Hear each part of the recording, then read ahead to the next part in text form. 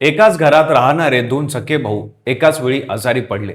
डॉक्टरांना हे प्रकरण उलगडेच ना. महिनोमहिने उपचार करूनही दोघांची प्रकृती सुधरेना. शरीर सुजत होतं, किडन्या हळूहळू खराब होत होत्या आणि याचं कारण म्हणजे कोणता जीवाणू नव्हता, कोणता अपघात नव्हता, कोणताही जुना आजार नव्हता. यामागे कारण होतं एक छोटीशी क्रीम, जी गोरे दिसण्यासाठी ते दोघं रोज सकाळ संध्याकाळ चेहऱ्यावर लावायचे. एका क्रीमनं त्याच्या किडन्या कशा खराब झाल्या, त्या क्रीमचे पाकिस्तानशी कनेक्शन काय आहे, सविस्तर पाहूया या व्हिडिओच्या माध्यमातून. नमस्कार, मी पंकज आणि तुम्ही पाहताय कसं काय. छत्रपती संभाजीनगरमध्ये गेल्या काही वर्षात एक ट्रेंड तयार झाला आहे. तरुण मुले मेडिकल स्टोअरवर एका विशिष्ट क्रीमासाठी रांगा लावायची. तीच क्रीम स्टॉकमध्ये आली की काही तासात संपायची. पुढचा माल येईपर्यंत मित्र दोघे मिळून एक ट्यूब वापरायचे. लाटण्यानं पिळून शेवटचा थेंबही काढायचे, कारण ती क्रीम एक गोष्ट करायची जी बाजारातली कोणतीही क्रीम करत नव्हती. 2 दिवसात माणूस गोरा व्हायचा. त्या क्रीमचं नाव होतं गोरे आणि ती क्रीम यायची पाकिस्तानमधून. भारतात तिच्या विक्रीवर बंदी होती, तरी ती सर्रासपणे विकली जात होती आणि हजारो तरुण ती विकत घेत होते. 3 वर्षापूर्वी संभाजीनगरमध्ये सलमान शेख आणि मोहसिन शेख या दोन भावांना त्याचा एक मित्र अचानक गोरा दिसला. त्याने विचारलं तर तो म्हणाला, गोरे क्रीम. बस एवढंच ऐकायचं होतं त्यांना.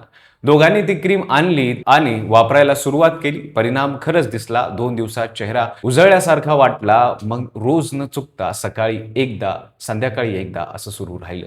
ही क्रीम चेहऱ्याला गोरं कशी करायची, तर त्यात 2 घटक होते.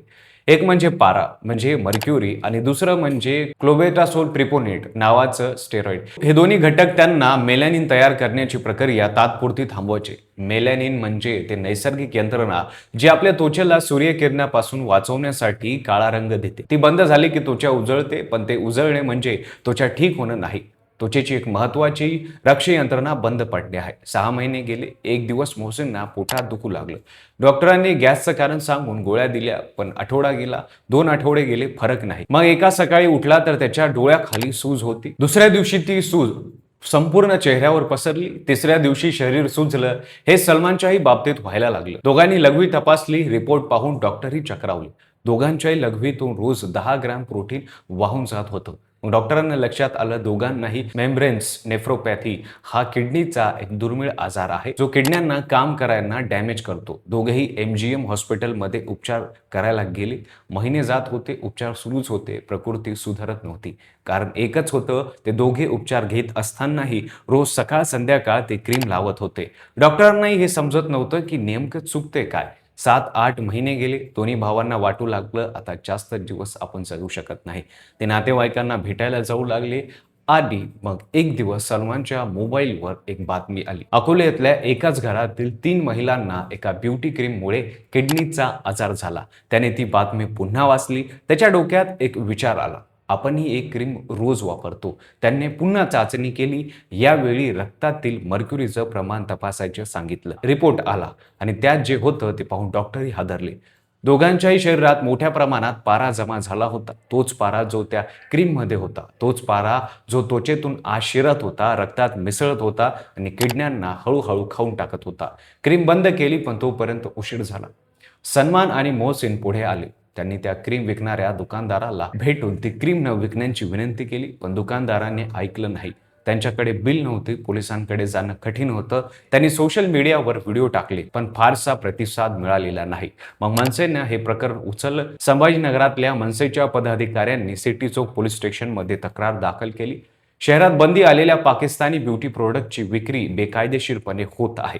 29 मार्च रोजी पोलिसांनी सिटी चौक परिसरातील 3 दुकानदारावर एकाच वेळी धाडी टाकल्या. हायलाइट कलेक्शन, ओम ट्रेडर्स आणि फलक इम्पोरियल या दुकानमध्ये Goree, Malika, Jhalak, golden pearl, Chandni, Ajooba, face fresh, new हर्बन, न्यू फेस ब्युटी या नावाच्या क्रीम, साबण आणि सिरम जप्त करण्यात आल्या. एकूण साठा होता सुमारे 8,000 रुपयांचा. मोहम्मद अब्रार, अंकुर अग्रवाल आणि जुमान खान या तिघांना अटक झाली. त्यांच्यावर फॉरेन ट्रेड ऍक्ट आणि ड्रग्ज अँड कॉस्मेटिक्स ऍक्ट अंतर्गत गुन्हे दाखल करण्यात आले.